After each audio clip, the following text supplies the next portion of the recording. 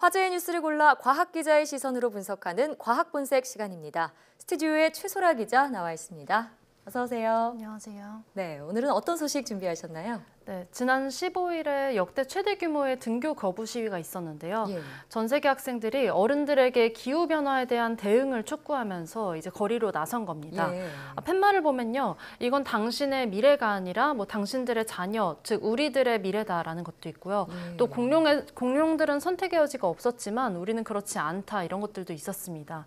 이번 시위는 전 세계 100여 개 나라에서 무려 1,500여 건이 열린 겁니다. 네, 그러니까 공룡과 달리 우리는 아직 선택의 여지가 있다 이런 얘기인 거잖아요. 우리나라 학생들도 시위에 참여했다고요? 네, 그렇습니다. 한국에서도 청소년 한 300명 정도가 시위에 동참한 것으로 알려졌는데요. 서울 세종문화회관 앞에서 그리고 부산의 해운대구 청사 등에서 시위가 있었고요. 서울에서는 특히 조희연 서울시 교육감이 학생들과 함께 시위에 참석하기도 했다고 합니다. 그렇군요. 이렇게 학생들이 시위를 하는 거는 어른들에게 기후변화에 대한 적극적으로 좀 대응을 해라 이런 메시지를 전달하는 거잖아요. 네. 어른들은 뭐라고 답했나요? 네, 어른들의 반응을 좀 살펴보면요. 국제 엠네스티는 성명문을 통해서 이번 시위를 적극 지지한다고 표명을 했고요. 또 성명문에서는 각국이 대책 마련에 실패한다면은 사상 최대의 그 세대 간 인권 침해 문제가 될 수 있다고 또 경고를 했습니다. 그리고 지난 16일에는 프랑스 파리에서 대학생과 어른들이 참가한 시위가 열렸는데요. 이것 또한 기후변화에 대한 정책 마련을 촉구하는 시위였습니다. 이른바 세기의 행진이라고 부릅니다. 이 시위에는 프랑스 220여 개 도시에서 35만 명이 모인 것으로 추산됐습니다. 35만 명이요? 네. 엄청난 수치 아닌가요? 네, 그렇습니다. 또 그리고 노르웨이 정치권에서는 이번 이 학생 시위를 주도한 소녀를 노벨상 후보로 추천하기도 했는데요. 이번 시위를 주도한 거는 스웨덴의 18살짜리 학생 그레타 툰버그라는 학생인데요. 툰버그는 어른들에게 기후변화 대응을 촉구하면서 금요일마다 학교에 가지 않고서 스톡홀름 의사당에서 1인 시위를 벌였습니다. 자, 한 소녀의 시위가 전 세계 학생들은 물론이고요. 어른들의 시위까지 이끌어냈다는 게 참 감동이라고 볼 수 있겠는데요. 이뿐만 아니라 세계 최대 인권단체인 엠네스티까지 반응을 했고요. 노벨상 후보에게까지 나왔다니 참 인상적입니다. 자, 그러면 과학기술계는 이런 기후변화 대응에 어떻게 나서고 있나요? 네, 과학계에서는 올해 이런 지구의 기온 상승을 막기 위해서 아주 특별한 실험에 나섰는데요. 인류 역사상 처음으로 지구온난화를 인공적으로 늦추는 태양-지구공학 프로젝트에 돌입하는 겁니다. 태양-지구공학 프로젝트요? 좀 생소한 분야인데 자세히 설명해 주시죠. 네, 먼저 지구공학은 이 지구의 자연 순환 시스템을 인공적으로 조종하는 건데요. 다시 말해서 구름이 모여서 비가 내리고 또 그 빗물이 다시 증발하는 등의 이 자연 순환 시스템을 조작하는 겁니다. 태양-지구공학은 아주 작은 입자를 공중에 뿌려서 햇빛을 차단하는 건데요. 이 방법은 지난 1991년에 필리핀 피나투보 화산의 폭발에서 착안을 한 겁니다. 당시 화산 폭발로 이산화황 한 2천만 톤이 성층권으로 분출된 적이 있다고 하는데요. 이때 이산화황이라는 미세 입자로 햇빛이 10% 가려졌습니다. 3년 동안 지구 평균 기온이 이때 0.5도 떨어졌다고 합니다. 네, 자, 이처럼 지구의 자연순환 시스템을 인위적으로 조작할 수 있다는 게 1991년에 밝혀졌으면 30년 전 일이잖아요. 꽤 시간이 많이 흘렀습니다. 그런데 왜 아직까지는 시도되지 않았나요? 네, 일부에서는 이런 인공적인 기후변화 방법이 좀 부작용을 일으킬 수 있다 이런 시선도 있었기 때문인데요. 지구의 물순환 시스템이 바뀌면서 강수량이 불균형해질 수 있다 이런 얘기도 있고요. 또 허리케인이 더 많이 발생할 수 있다 이러는 것도 있었습니다. 실제 피나투보 화산 분출 직후에는 전 세계 강우량을 봤을 때 남아프리카에서는 20%, 남아시아 지역은 15%가량 이 강우량을 줄였다고 합니다. 네, 자, 그러면 지금 과학계는 이런 인공적인 기후변화로 인한 부작용을 줄일 수 있는 그런 방법을 찾은 건가요? 네, 그렇습니다. 이 미국 하버드대 연구진의 연구 결과인데요. 이번에 시도하는 방법이 성층권에 탄산칼슘을 뿌려서 이 태양을 반사하는 층을 성층권에 만들겠다는 겁니다. 연구진은 이 방법으로 기온이 내려갈 때 나올 수 있는 부작용들을 이제 시뮬레이션으로 계산을 했다고 하는데요.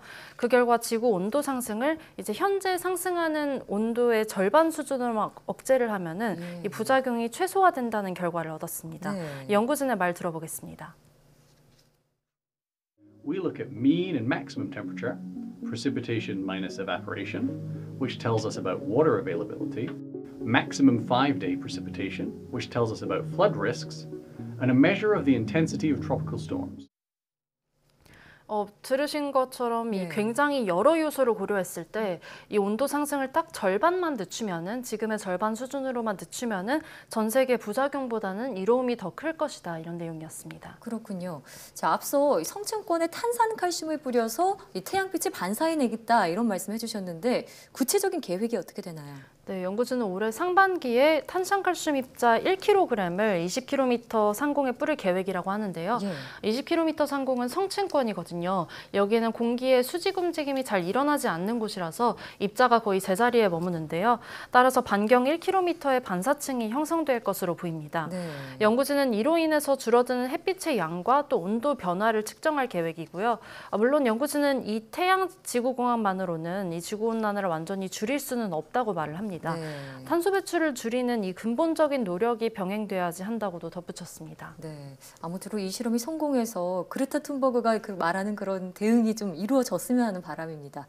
두 번째 소식으로 넘어가 볼까요? 네, 요즘 무선 이어폰 쓰시는 분들 많으시잖아요. 네. 무선 이어폰 사용자들이 관심을 가질 만한 소식을 좀 가져왔습니다. 네, 무선 이어폰 저도 사용하고 있는데 뭐 어떤 소식인가요? 최근에 무선 이어폰이 암 발생 위험을 높이는 이 우려가 있다 이런 성명문이 유엔과 세계보건기구에 제출이 됐는데요. 암 발생 위험이요? 네, 그렇습니다. 전 세계 40여 개 나라에서 과학자 50여 명이 이 호소문에 참여를 했습니다. 예. 내용을 자세히 들여다보면요.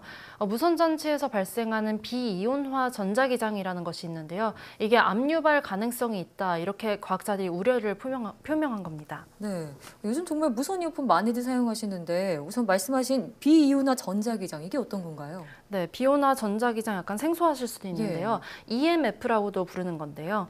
이 전자기기에서 나오는 저주파 전자기파와 또 블루투스나 와이파이 등에서 나오는 고주파 방사선으로 인해서 생기는 이 장입니다.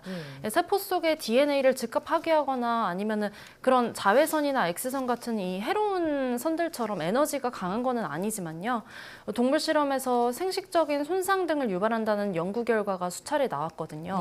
그래서 WHO는 저주파 전자기파와 이 고주파 방사선, 즉 아까 말씀드린 EMF가 암을 일으키기에 가능한 물질, 충분한 물질 이걸로 명시를 하고 있습니다. 그러면 시중에 나와 있는 그런 무선 이어폰에서는 이 EMF가 검출이 되고 있는 건가요? 네, 그렇습니다. 하지만 다행인 거는 물론 시중에 무선 이어폰 대부분이 이 법적 기준치를 준수하고 있다고 합니다. 예. 네, 애플도 그런 입장을 밝힌 바가 있고요. 네, 과학자들이 하지만 우려하는 것은 EMF가 국제 기준치나 이런 국가 기준치보다 낮다고 하더라도 이 암을 유발할 위험이 있다는 겁니다. 네. 당연히 추가 연구가 필요하다는 그런 입장입니다. 네. 자, 그러니까 현재 무선 이어폰들은 이런 EMF와 관련한 국제 기준을 충족하고는 있지만 충족을 하더라도 암 발생이 우려되기 때문에 좀 더 추가적으로 연구를 해야 한다 이런 얘기군요. 네, 그렇습니다. 이 애플의 에어팟이나 그런 무선 이어폰에 대해서는 이게 두뇌에 주는 영향에 대해서 연구된 바가 없거든요. 예. 네, 하지만 과학자들은 기기의 EMF가 이 기준치보다 낮더라도 장시간 인체에 노출된다면은 경강에 영향을 줄 것이라고 보고 있습니다. 예. 특히 이런 무선 이어폰은 귓구멍 안에 깊게 들어가잖아요. 네. 그래서 두뇌가 여기에 좀 더 취약할 것이라는 게 전문가들의 지적입니다. 아, 일리가 있는 지적이라고 생각이 드는데요. 자, 그런데 어른들뿐만이 아니라요. 우리 아이들 좀 더 취약하지 않을까요? 네, 그렇습니다. 이 호소문의 저자들, 즉 과학자들이 주장한 것도 그런 부분인데요. 이번 호소문은 블루투스의 위험성에 대해서 이 추가 연구가 돼야 된다. 이런 내용과 함께 EMF 기준을 다시 고려해야 된다. 이런 내용도 있었고요. 특히나 취약계층인 어린이와 또 태아의 건강에 위협적일 수 있는 EMF를 이제 사람들이 좀 인지를 해야 된다. 대중이 알아야 한다. 이런 내용이었습니다. 그렇군요. 일단 아이들은 조심해서 나쁠 건 없을 것 같고요.